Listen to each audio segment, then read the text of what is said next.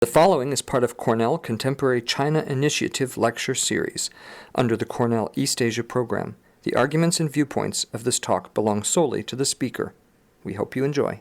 And we're very happy that this afternoon we have with us Mr. Darrin Magee. He is Associate Professor of Environmental Studies, not terribly far from here, at Hobart and William Smith Colleges in Geneva. He joined the faculty there in 2008. And is now chair both of their environmental studies and their Asian studies programs. Prior to that, he finished his PhD at the University of Washington in geography in 2006. He has been working and doing research on water and energy and waste, and he teaches about those things as well nearby. And so we're very happy to have him here today to talk to us about hydropower and damming in China. So, thanks. Please. Thank you. I'm happy to be here. Thanks for the invitation. And I've been told I have 2 hours. I'm kidding. And I know I don't have 2 hours. But I always love the opportunity to talk about dams in China. And one of the things that strikes me is that most people have some sense of large dams in China. They've heard of the Three Gorges project. They know that a lot of people were displaced by that project. And so when I say I study dams in China, I'm often asked, oh, so Three Gorges. And I say, no, some of the other 25,000 large dams in China. There are lots of very big dams all over China, which is a continent-sized country. And so I'll talk a little bit tonight on some research I've been doing for the past 10 or 12 years that examines hydropower in China from two perspectives. One, looking at impacts. That was kind of where most of my research started, negative impacts resulting from hydropower and how to understand those impacts and model them and feed them into decision-making processes to do a better job making decisions about dams.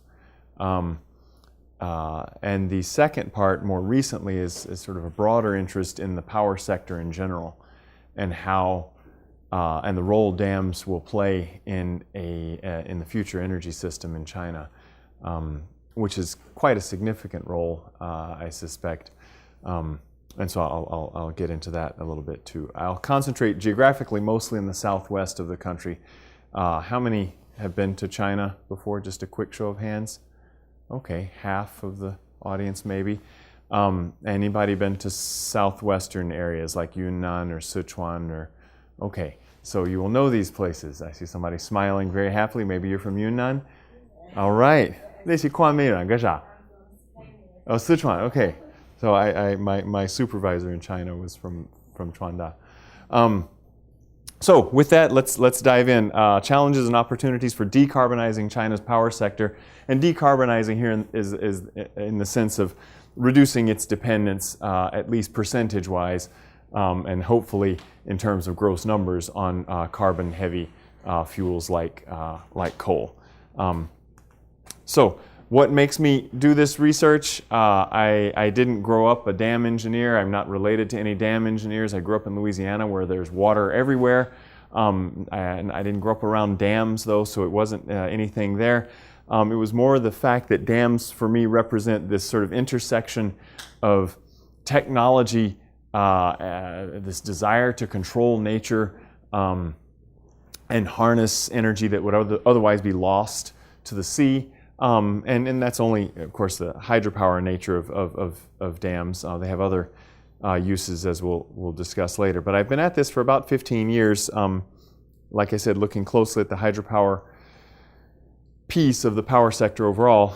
And I was first motivated primarily by a concern about the geographic inequities in how the positive and negative impacts of dams played out on the landscape. So I'm a geographer by PhD. I came to that field rather late, but I often tell my students that the first task of the geographer is to recognize a spatial pattern, and that's the easy part. And the second task is to identify, to understand and explain that spatial pattern, and that, of course, is the more difficult one. And as it turns out, the positive impacts of dams, and there are many, are often very broadly diffuse geographically, whereas the negative impacts tend to be very concentrated. And then right now, some of you in the audience may know that China's in the midst of a dam building boom that is unprecedented. And this boom is occurring in a country that in 1949 had two large dams, right? And now has over 20,000 of them.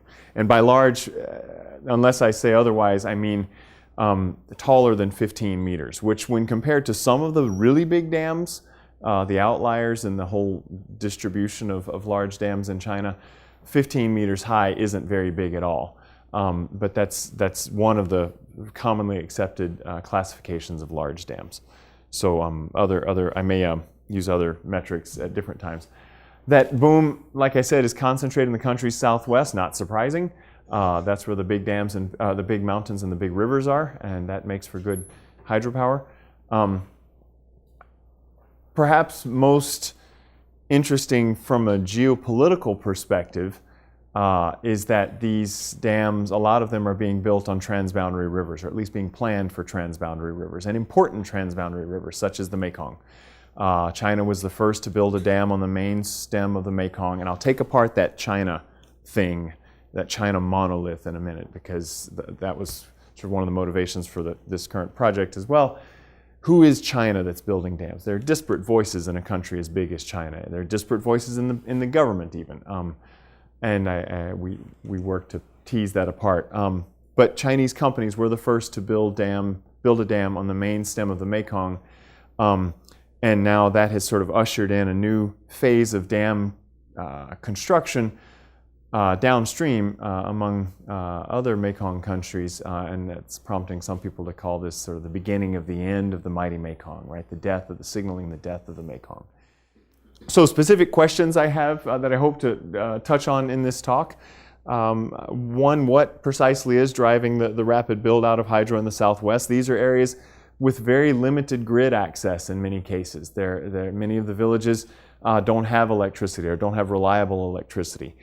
They're thousands of kilometers in some cases, from hundreds of kilometers, up to 1,000 kilometers in some cases, from load centers that can use the quantities of electricity being produced. So this is not trivial. Electricity needs to be transmitted by some means, and those are very expensive, capital-intensive power grids that don't just appear out of nowhere.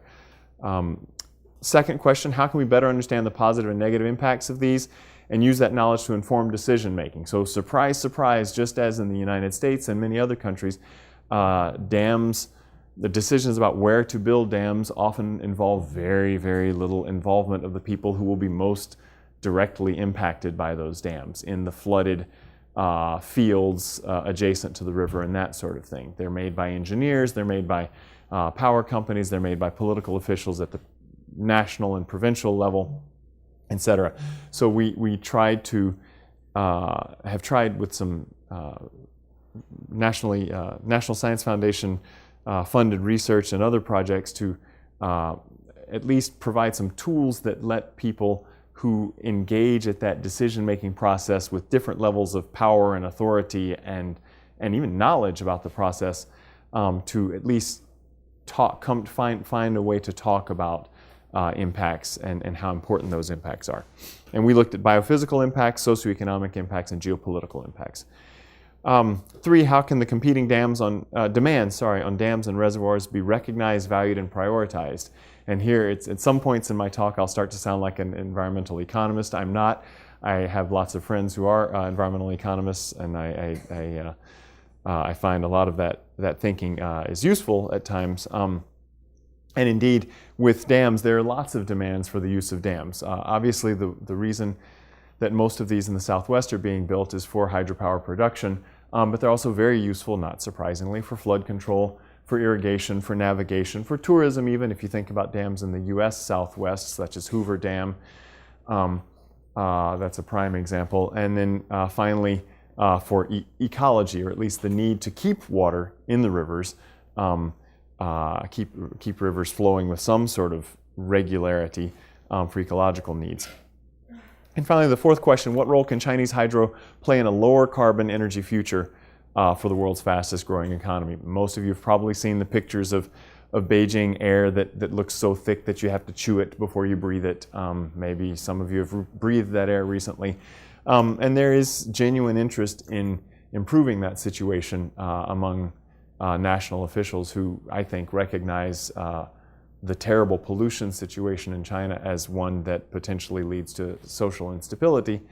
And as I said earlier, hydro will have a role in there, and the question is, what will that role look like? Will it be at providing base load, which is what hydro tends to do right now, and I'll say a little bit more about that later? Will it be for providing peaking power for those really hot afternoons when the air conditioner is on maybe a few more hours in a few more factories than you expected it to be otherwise?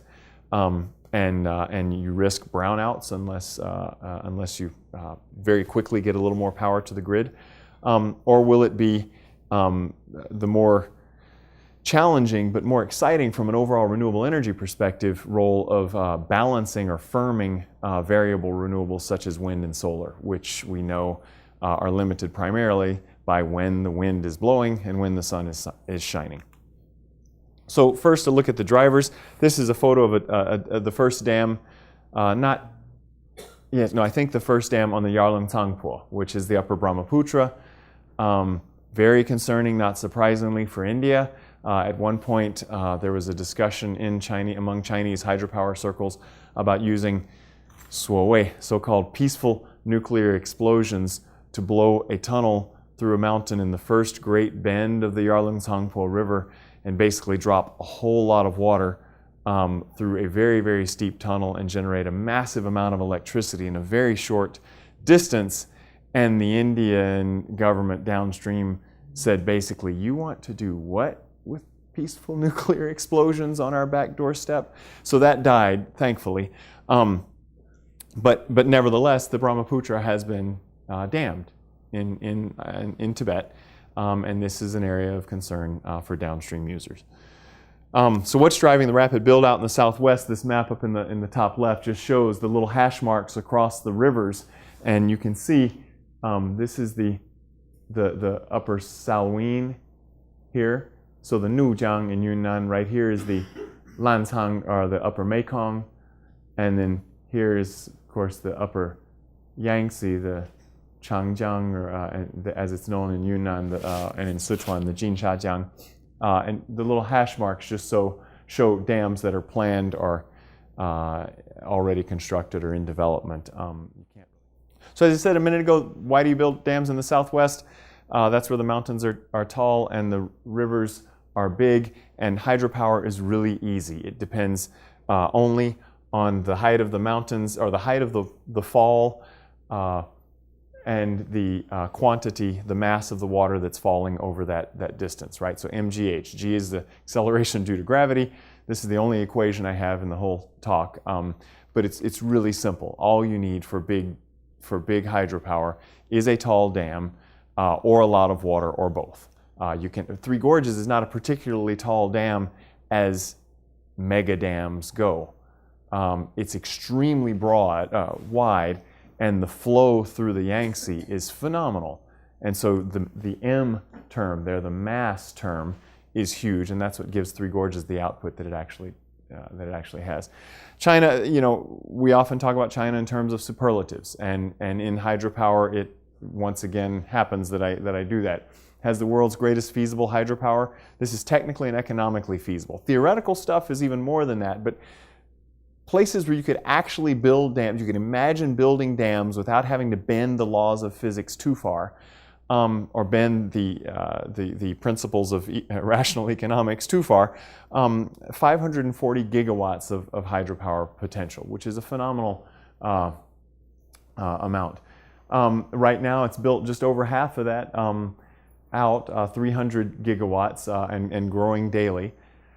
It has, as I said earlier, roughly half the world's large dams, so some 20,000 plus. Not all of those are hydroelectric. And again, numbers that sort of boggle the mind, 23,000 rivers with drainages greater than 100 square kilometers. Now, that's not a huge drainage. That's not a huge watershed.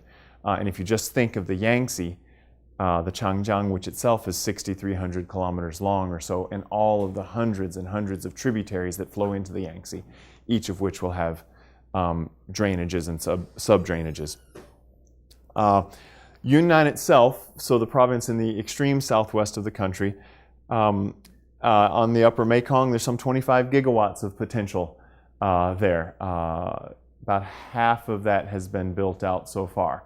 On the upper Salween, some 23 gigawatts. Some of you may know about Wen Jiabao, the former premier in 2004, I think, stepping in and saying no to the Nujiang projects, which is what environmentalists, in fact, we had Wang Yongchen, a journalist and environmentalist in China who'd been very active in the Nujiang, Save the Nujiang campaign, was here at Cornell about 8 or 10 years ago, and spoke of what a surprising success this was, that the premier would actually step in and say, you know what, no, let's not develop this one river. Let's leave this last free-flowing river in western China undammed.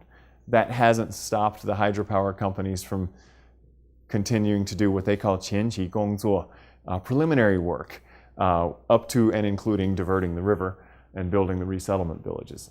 So significant capacities. These numbers, if you're not a dam geek, a hydroelectricity or an electricity geek in the first place, these numbers might not mean a lot, but this is comparable to the amount of electricity capacity that you find in the entire Tennessee Valley Authority system in the U.S. Southeast, or in the entire Columbia River system in the U.S. Northwest. So very significant amounts of electricity capacity.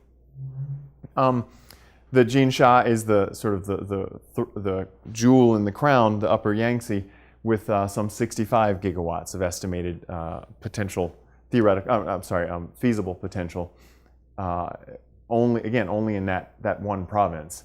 And Yunnan itself, a province the size of Germany roughly, has right now more installed capacity than Russia, than India, than Norway, than Switzerland, right? A province the size of Germany, roughly 40 million people. So it's definitely, to my mind at least, deserving of our careful attention, not only in terms of the energy numbers, but in terms of the impacts as well. And this one, I don't know how well you can see this. It looks really washed out from my perspective here. But the one image here, it's a clip from Google Earth. The province is 94% mountain and plateau. It's sort of the West Virginia or the Rocky Mountain province of China. And this dam that you see here, visible from Google Earth, is 292 meters high. Right, so that makes that number of 15 meters high as the measure of a large dam seem woefully inadequate at capturing the size of some of the infrastructure that's going in here. 1,000 feet high. Hoover Dam, anybody seen Hoover Dam in the U.S. Southwest? So that's 700 feet high, I think, roughly, 771 maybe.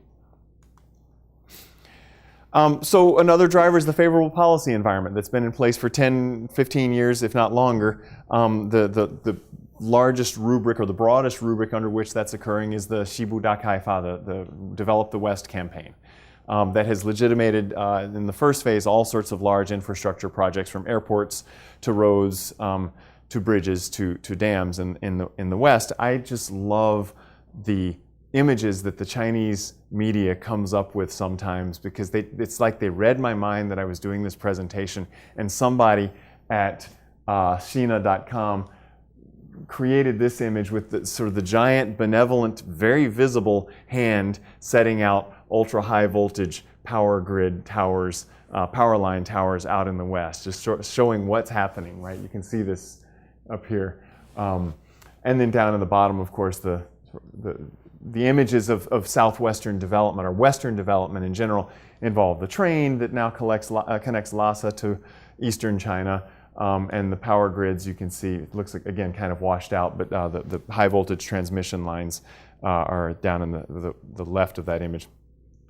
Under the larger rubric of Shibu Dakaifa Western development, you have several other policies, again, all of which legitimize, normalize the idea of developing Yunnan, Sichuan, Guizhou, Tibet as the battery, as some of the language, the battery of Southeast Asia, the powerhouse of China, including the Sen Western Electricity, Yi Xi Dian Dong Song or sending Yunnan power, specifically Yunnan, straight over to Guangdong province, so hopping a few provinces to power the load centers in Guangdong that are at the center of China's manufacturing engine. And then further afield, sending Yundian Waisong, so sending Yunnan electricity out to mainland Southeast Asia, Vietnam, Thailand, primarily Thailand is the destination, although right now most of it is going to Vietnam. So those domestic and international markets, then, and by domestic I mean within the province of Yunnan, but also within China, as I mentioned, so southern China in Guangdong. Within Yunnan, a lot of the electricity build-out is happening either concurrently or before the development of electricity-intensive industries. And for this, I'm working on a project with a German colleague right now, looking at the geographies of those industries that are primarily around non-ferrous metals refining. So one of Yunnan's many nicknames, it has one nickname called Shibaguai, the 18 Stranges, the 18 Curiosities of Yunnan. One of its many nicknames, maybe a lesser known nickname that I happen to love, is the Paradise of Non-Ferrous Metals. And it just makes me want to load the kids up in the minivan and drive to the Paradise of Non-Ferrous Metals for a weekend. But among those non-ferrous, titanium, zinc, gold, silver, silicon, and a few others. And a lot of those, the refining, the smelting of those metals requires electricity. And so when you have the development of lots of electricity, then and the existence of lots of raw minerals, then it goes kind of logically to develop lots of smelters in the area.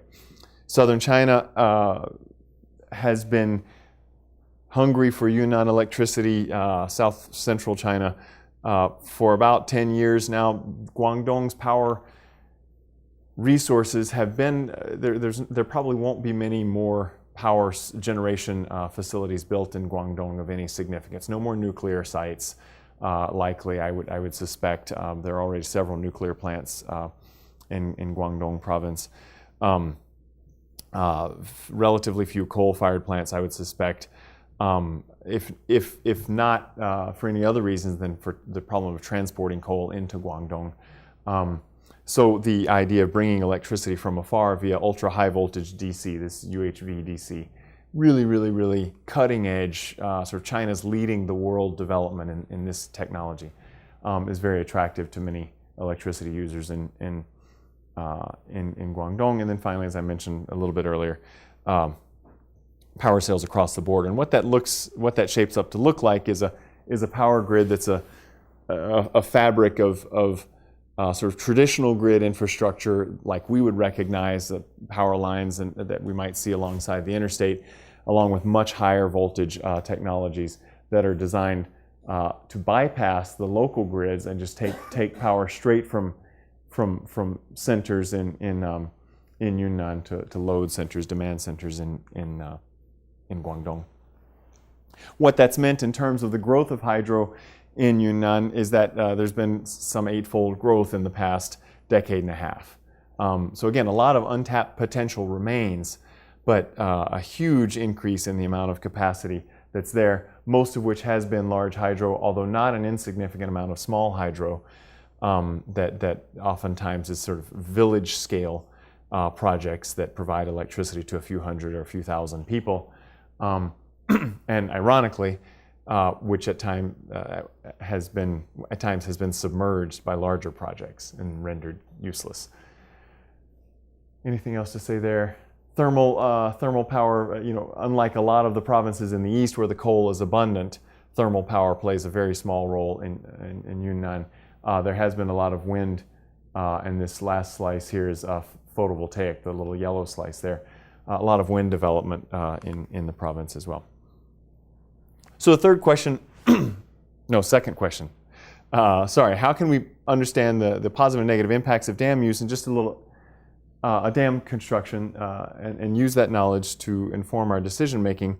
This photo here, the woman in the right looks quite agitated, even to the point of violence. And this is at the site of the second dam on the Chinese stretch of the Mekong, the Lancang, the Dachaoshan Dam. And this is at the resettlement village. And so she's complaining about a very specific grievance involving her son. She said, look, when they came in to assess what the compensation would look like, how many of us that were here, how many of us were going to be resettled by the construction of this dam, that was 10 years ago. My son was 8. He counted as part of my household. Or my son was 10. I can't remember exactly that now. So they gave compensation payments based on based on household. By the time the dam was completed and the compensation payments were being paid out, the son was of the age that he needed to live by himself. I think he was even married, but he didn't get a compensation payment. So he had to raise the money on his own to build the house. And these anecdotes are a dime a dozen. You can find them in every resettlement village, I suspect, near a dam, or resettlement villages for other infrastructure projects as well. Specific challenges that hydro brings to the table in terms of the impacts. The socioeconomic, biophysical, and geopolitical impacts are real. They're place-specific, so they're not uniform across the country. The fact that Three Gorges, for instance, flooded a reservoir that's 400 miles or so long and displaced 1.5 million people reflects the specific geography of that area, the level to which those valleys were being farmed by people living in the area. The numbers are much smaller in Yunnan, and yet still, if you look at the cumulative displacement of all the dams, for instance, on the Lancang, on the upper Mekong, within that one Germany-sized province, it's upward of 500,000 people. So it's more than Vermont, right? To put it in sort of northeast context. Not insignificant numbers. Compensation is often inadequate. Resettled communities may face increased vulnerability, and this is particularly true in this part of the country where you have large concentrations of ethnic minorities. I did some research with an economist colleague a couple of years ago, more than a couple of years ago now, showing just how those vulnerabilities manifested among ethnic minority populations whose tools to engage in off-farm economic activities once they were displaced from farming areas were very, very limited, even to the point of being illiterate in Mandarin or in Chinese and not able to converse in even the local Chinese dialect in Kunming, which is close enough to, or in Yunnan, which is close enough generally to Mandarin, let alone sort of lack of technical skills and capacities for off-farm work. There's some evidence. The good news, my colleague Brian Tilt, an anthropologist at Oregon State, has shown that through his work that the compensation schemes do seem to be improving, that the lot of farmers resettled does in recent years tend to be getting better. Another set of impacts has to do with the biophysical impacts, particularly in terms of habitat fragmentation, what dams do to rivers. Some of the dams that a German colleague has been studying way out on the border in the Irrawaddy Basin, upper Irrawaddy Basin, completely dewater stretches of river for portions of the year. So there's no water in the river, which makes it really difficult for aquatic species to survive, not surprisingly. But Kelly Kibler and Desiree Tullis did some really neat work following kind of on the World Commission on Dams study in 2000 that pointed out the many, many flaws of large dams around the world. There was sort of a reflexive trend among NGOs, among academics, among lots of people involved in this kind of work to say, well, small dams are better. Small is just better, right? And yet Kelly and Desiree showed pretty convincingly, their work was highlighted by NSF, that the cumulative impacts of 100 1-megawatt dams can far outweigh the impacts of one 100-megawatt dam. So if it's apples and apples that you're comparing, then that's really something that matters a lot. And the further complicating that comparison, though, is the fact that a whole bunch of 1-megawatt dams are serving a different purpose than one 100-megawatt dam. That one 100-megawatt dam is providing electricity for an urban center somewhere. The 1-megawatt dams maybe are providing electricity for much smaller groups of users, industrial or municipal. So those cumulative impacts, we have a lot still to understand. And then one final thing that's often lost in discussions of capacity, when we talk about building dams, they're X gigawatts or X megawatts or X 100 gigawatts of dam capacity. That's regardless of how much water there is in the river, how little water goes through the dam or doesn't, right? That's just a measure of how big the machinery is in the dam. And as it turns out, dams are used a lot less to generate electricity than their thermal power counterparts might be. So than their nuclear counterparts or their coal-fired counterparts or their gas-fired counterparts. And that's simply because there are a lot of other competing demands on rivers.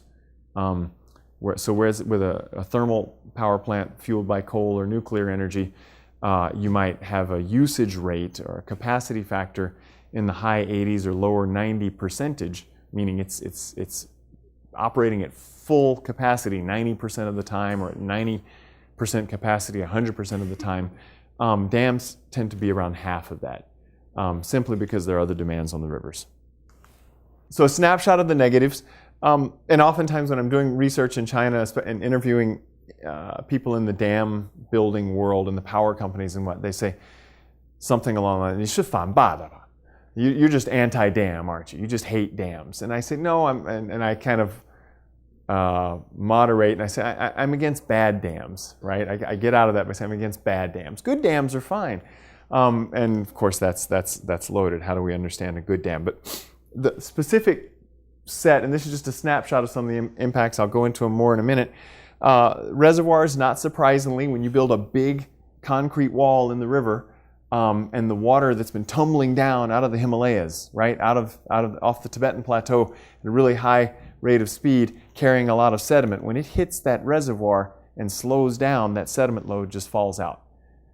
And so we see this in the western United States. We see it in any area that's been dammed heavily.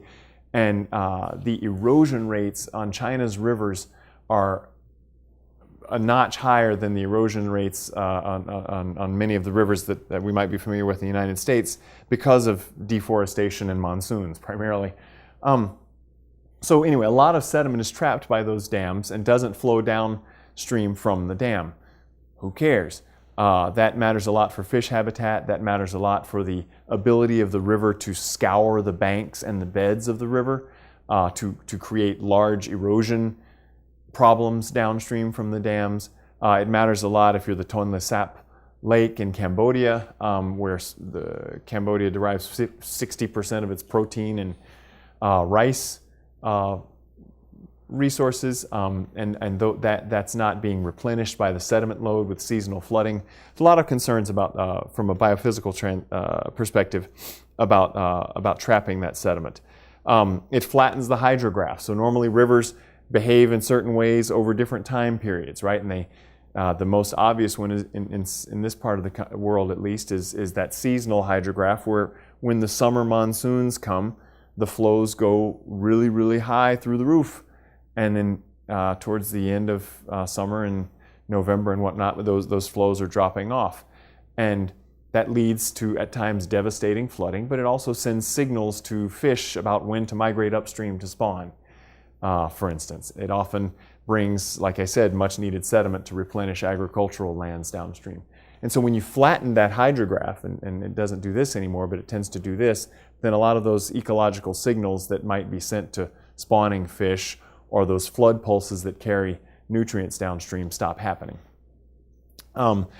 Reservoirs have lower water quality, simply, if for no other reason than lower oxygen rates. Water with high oxygenation tends to have a higher water quality. Dams, again, not surprisingly, think like a fish. They disrupt ecosystems, but not just for migrating fish. They also disrupt ecosystems for along the river edge, et cetera, waterlogged soils. And one problem that's particularly interesting, if you're looking at hydroelectricity as a greenhouse-free electricity source, is that it's been fairly clearly demonstrated, just not quantified, that reservoirs in warm areas of the world tend to lead to a lot of methane production. When you flood a lot of farmland or you flood a lot of forest, and you all of a sudden have a lot of biomass underwater in low oxygen conditions, that tends to degrade in an anaerobic fashion due to bacterial activity, and the product of that degradation is lots of methane. So, which you probably know is a more potent greenhouse gas than CO2. So if you're talking about a greenhouse gas premium or benefit that you would get from hydroelectricity in warm areas of the world, that premium has to be discounted, I guess, because of the methane production. Socioeconomic disruption of social networks. It was one thing I mentioned a minute ago. A lot of the social networks we found were not just family and friends who were family and friends to play cards or mahjong with and drink some baijiu with, but were family and friends who were vital for lending money, right? That villagers don't necessarily go to the bank and ask for a loan when they need to build a house or have a wedding. They might borrow from a network of kin and friends. And when you disrupt those networks, you increase the vulnerabilities of those who might have otherwise been relatively well taken care of in the village. As I noted a minute ago, with some of the smaller micro hydro or community hydropower systems, when large dams have been built that created large reservoirs that flooded the tributaries, oftentimes the smaller hydroelectric stations which were on the tributaries get completely flooded. And they're really good when there's water behind the dam. They don't work at all when they're completely submerged. And so the irony then is that you have a project that looks to bring large amounts of electricity to a place that's a 缺电, an electricity short part of the country, and yet there's no mechanism for a dam of this scale to plug into the local village. The grids, they don't connect. The voltages are too different. And then finally, geopolitical on these transboundary rivers, whether you're talking about the Lancang, the Mekong, the Nujiang, Salween, the Irrawaddy, Dulongjiang, or the domestic Changjiang, which traverses, I think, 13 provinces on its way to the sea. These are not inconsequential governance. Dam or big infrastructure on rivers presents not inconsequential governance challenges. For instance, basin commissions that can actually do the sort of comprehensive planning for the reach of the whole basin and take into consideration ecological needs for the river, transportation needs, agricultural needs, electricity needs, flood control needs. This gets more complicated the bigger the river and the more the infrastructure. And the more the countries, more numerous the countries. So these impacts can be acute and far-reaching, both upstream and downstream. So the dams can also produce positive impacts, I guess, otherwise we wouldn't build them. I have a great slide somewhere, not in this presentation, but of the hydropower workers song, the 水电工作者之歌 from the Cultural Revolution, I think, and I've never found anybody who could sing it. But I always want to, I dream of starting one of these presentations with a rousing rendition of the hydropower workers song. So far, that hasn't happened. But some positive impacts. Reservoirs do create new habitat, maybe different habitat. It might be habitat for different kinds of fish species, amphibian species, reptilian species, mammalian species that the locals didn't use previously. But it's habitat, and they can reduce downstream flooding, which can be a good thing. Flooding is not always good, as we've most recently seen in Louisiana and are now seeing elsewhere in the world. Hydro dams, from a socioeconomic perspective, do contribute marginally, and I don't mean that in a negative way, but they do contribute some amount of increased power availability on the grid, right, at large. So users in Beijing, far away, will feel the impact to some extent of a little bit more power, reliable availability of power on the grid from hydroelectric dams in the Southwest. And dams can, in places where institutions are lacking or weak, they can provide the impetus for building or strengthening governance institutions. Not necessarily so far in this part of the world, but in other parts of the world they have. But those, as I said, those positive impacts tend to be more diffuse geographically. So our research on impacts, and I'll move on to the next section in a minute, but our research on impacts, we basically categorized 7 impacts into 3 different buckets, and found indicators for all of these impacts. I'm not going to go into the details of these right now, but we designed a model that would allow different users to essentially visualize the impacts of dams, and then use that as a starting point in our ideal world, in our ideal decision-making scenario where villagers and hydropower executives are sitting around the table and deciding the fate of the river, where they could sort of speak the same language, if you will. And not only did we look at the impacts and the magnitude, sort of an objective magnitude of the impacts, but we also added a salience factor. So we could, each different user could say, yeah, this impact is only a 2 here, but it really matters a lot to me because I'm the farmer who's going to be displaced, right? Whereas somebody else, the dam engineer, the hydropower company, might say that displacement of 17 people because of that dam has a salience of 0, because what's 17 people when you're talking about power stability for the province or indeed the country? So competing demands on the river. I mentioned that hydroelectric facilities tend to operate at a much lower capacity, much lower percentage of their full possible output than their counterparts and their thermal counterparts might do. And that's primarily because of competing demands for the river. So what are some of those demands? And the photo here is a picture of the construction underway on one of the Yangtze Dams that will be about 12. I think it'll be the second largest, 12,000 megawatts, 12 gigawatts. It'll be the second largest in capacity after Three Gorges, maybe the third largest. So hydropower, right? Obviously, a lot of these are operated for hydropower. Are they operated for base load, which means you kind of keep them on all the time to keep the lights running, right? Keep the lights on. Sorry, so there's generally a constant or near constant flow of water through the dams, and that facility is reliably producing X megawatts of power at any moment of the day. Some dams are operated that way, and that is a classic example of sort of that smoothing of the hydrograph, right? And even in the dry season, they might still be operating at that level because their reservoirs are big enough to capture a lot of the flow from the rainy season, right? And hold it over throughout much of the dry season.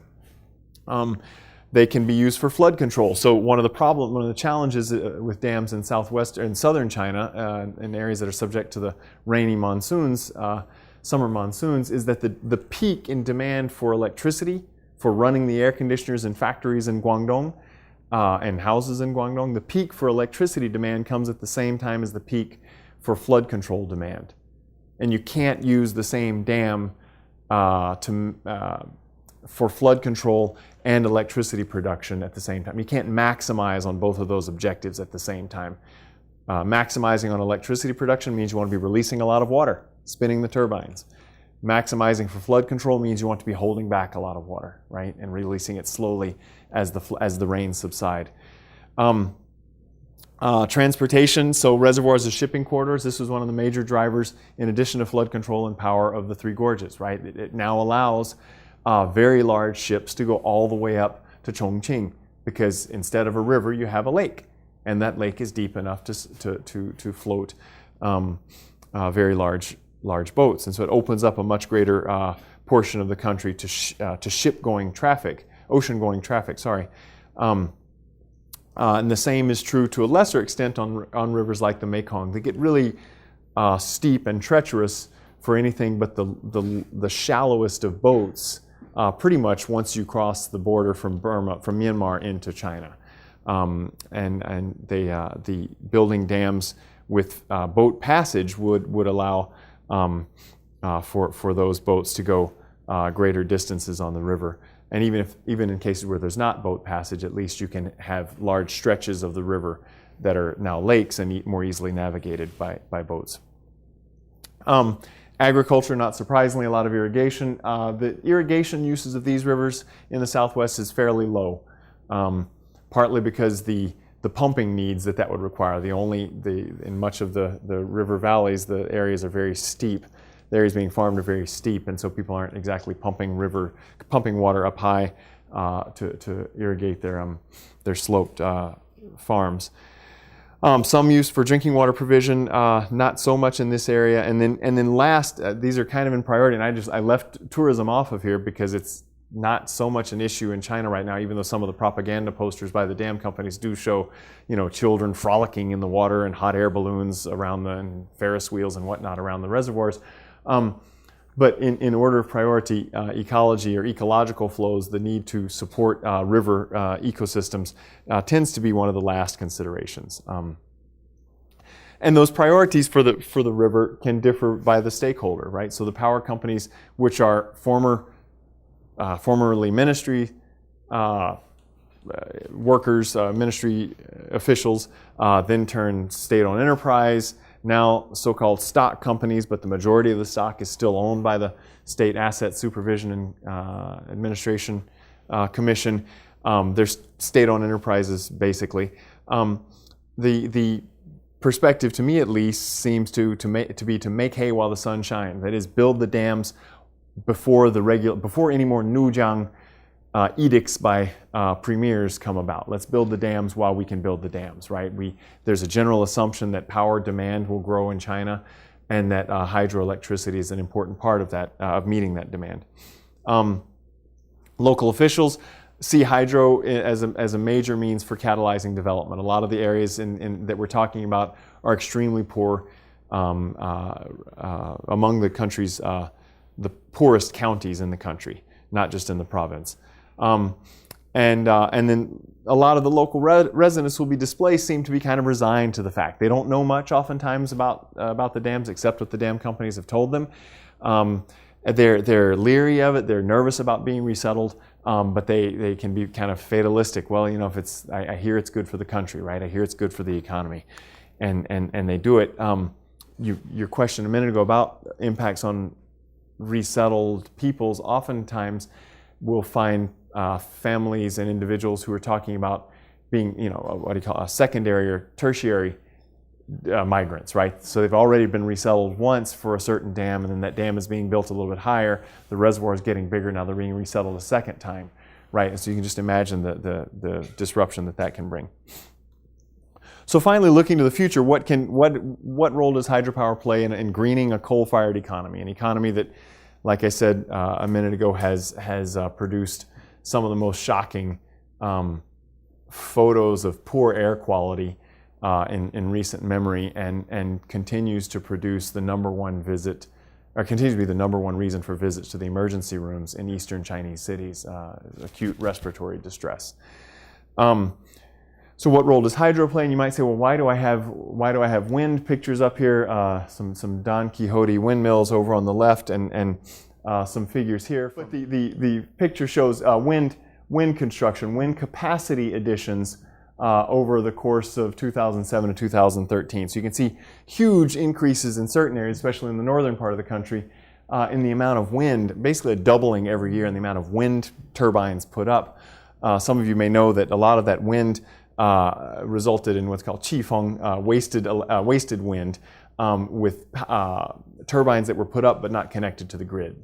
And the incentives for the grid developers to connect, or the punishments for them not connecting, as far as I know, have never been enforced, right? So there were a lot of wind developers who very quickly threw up wind turbines because, hey, there's a lot of support from the central government to build wind turbines. But from a grid perspective, building expensive power lines out to turbines that would contribute fairly small amounts to the country's electricity reserves was not a priority. That's changing now. Most new turbines are connected.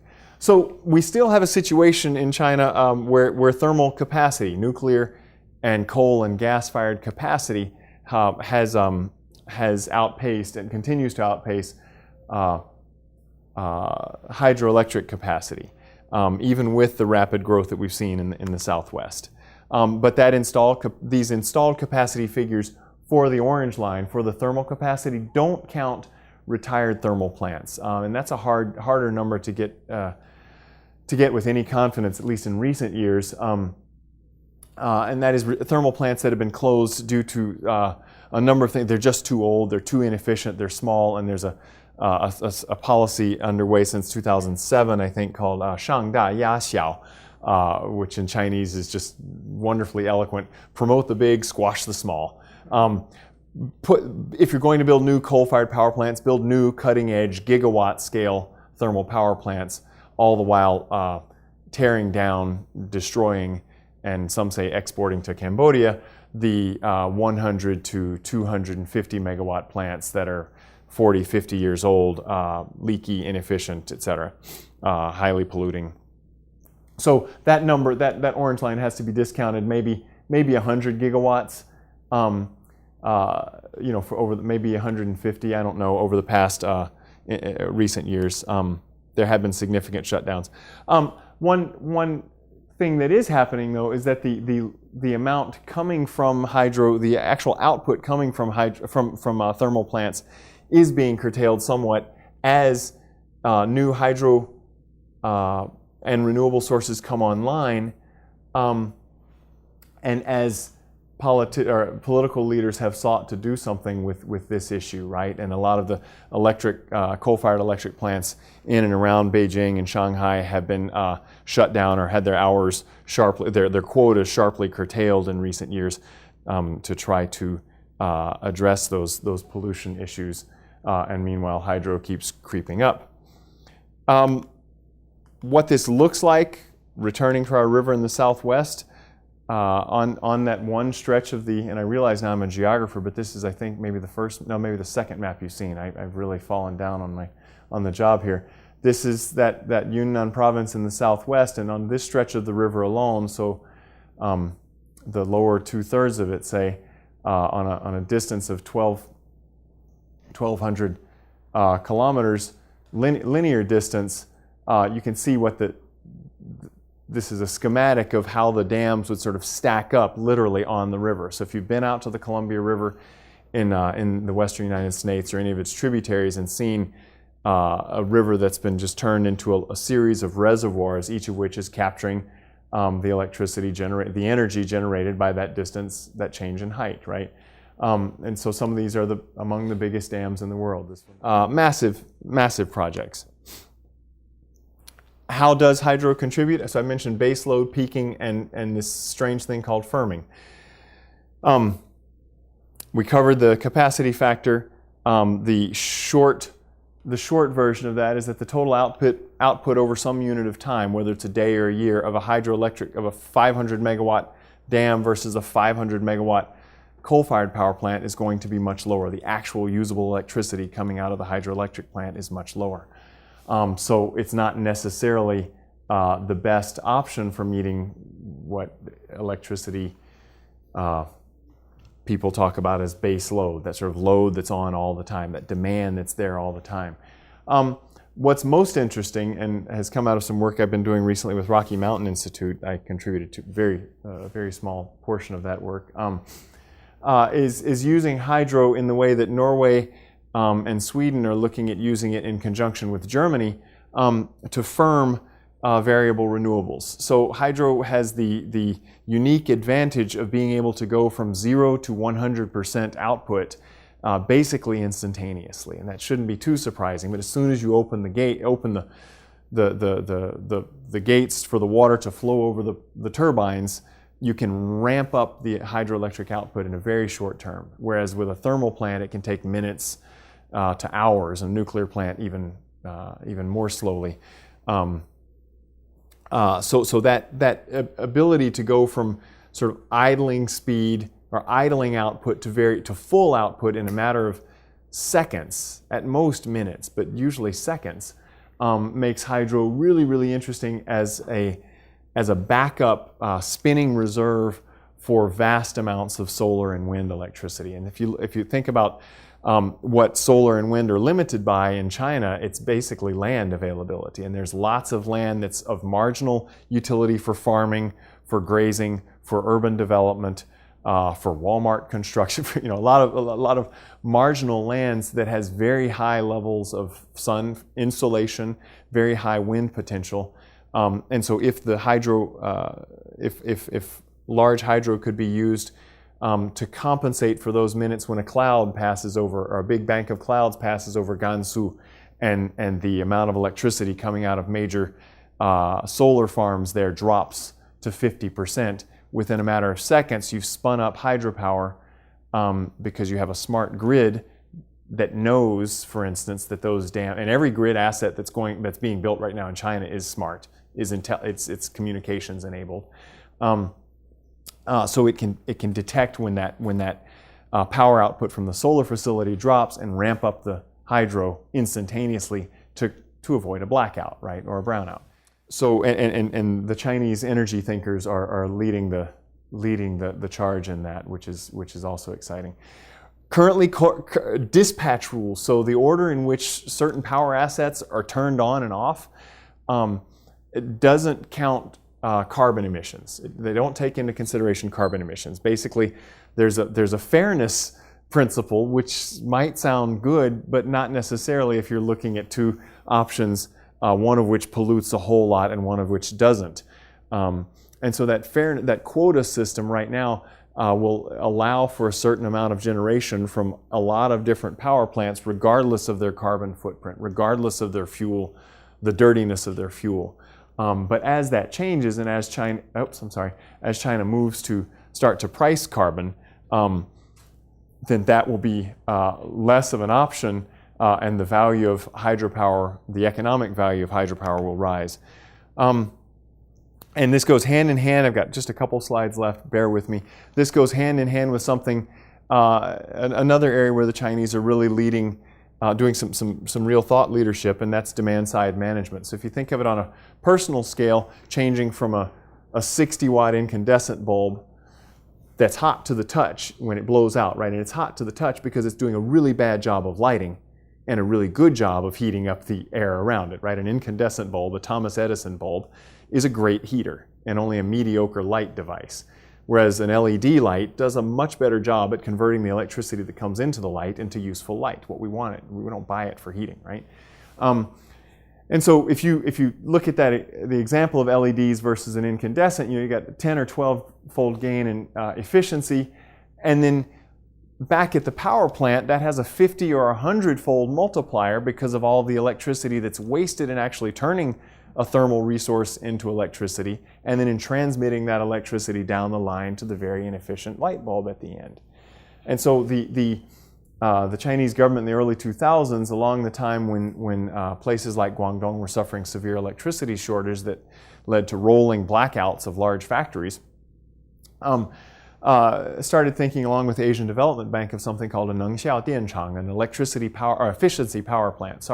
So finding ways not of building a new power plant, but of, on an industrial scale, changing the light bulb, right? On a factory scale, saying, okay, how can we go through in this factory or in this whole industrial development zone and find the bad light bulbs, find the inefficient motors, find the poorly performing air conditioner units and heating units and pumps that are pumping fluids through factories that are making whatever you can imagine. They said, so instead of building 100 megawatts or 1,000 megawatts of new generation, can we find 100 megawatts of poorly used electricity on the grid and capture that new supply through efficiency? And so our partner, the partner with Rocky Mountain Institute in this, the Energy Research Institute, which is an advisory institute of the Fagaiwei, the National Development and Reform Commission in Beijing, a bunch of really sharp people, did a study in 2008, this is already dated, looking at what a lighting change would mean. What a lighting change would mean for the country. If China phased out incandescence by 2020, completely phased out incandescence by 2020, and the lighting mix was just LEDs and compact fluorescents, right, which are more efficient than incandescents but not as good as LEDs. The lighting mix was something like 70% LEDs and 30% CFLs. I don't remember the exact numbers. They estimated that compared to a base case scenario where there's still incandescents plugged in, that could save some 85 billion kilowatt hours per year, right? That's a lot of kilowatts. That's a lot of electricity. And the reason I have these two pictures here is because 85 billion kilowatt hours per year is roughly the output of the Three Gorges Dam.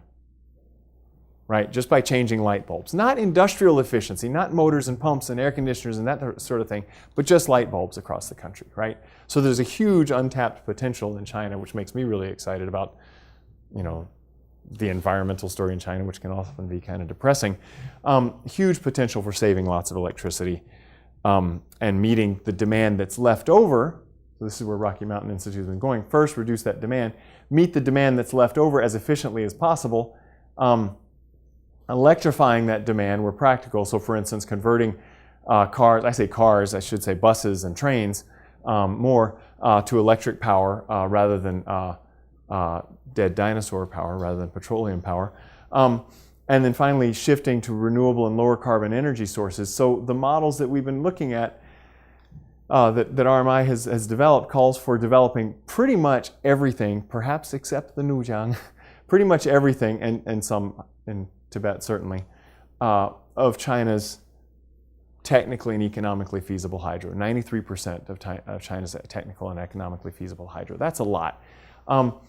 500 gigawatts. On top of that, however, would be 3 to 4 times that much wind and solar each capacity in China, which would benefit from the firming capacity that hydropower would offer. And so, in conclusion, last slide, I'm at 49.5 minutes, aren't I? I hope not too far over that. As I said, the country has the world's greatest hydro potential and existing capacity, and there's a great potential in using that to magnify the impact of non-polluting, non-carbon renewables such as wind and solar. It has a real role to play in decarbonizing the energy sector. That said, the way that dams have been built in China, and to be fair, the world over, in order to compensate for those competing demands on the river, flood control, navigation, et cetera, tends to mean that they're overbuilt and underutilized. Very, very, very tall dams. So rather than a 292 meter high dam, which, if you think about it from an engineering perspective, is pretty cool, but could you have gotten away with a 175 meter dam a little bit upstream or a little bit downstream somewhere, not flooded out as many people or as much land, and still come away with basically the same electricity output? There's a lot to be gained in terms of how those dams are utilized. And then we still have a long way to go in terms of understanding the social, ecological, and geopolitical challenges, as I hope I hinted at earlier. A few acknowledgments. German colleague who's doing some really neat work out in the western part of the province. These are colleagues at the Asian International River Center in Yunnan University, colleagues at OSU, Desiree Tullis, Brian Tilton, Aaron Wolf, who were on the same NSF grant we had, and finally Henry Luce Foundation, which gave a 5-year grant to Hobart and William Smith to support Asian environmental studies. So thanks for your patience. I hope that wasn't too damn much. I'm happy to take questions.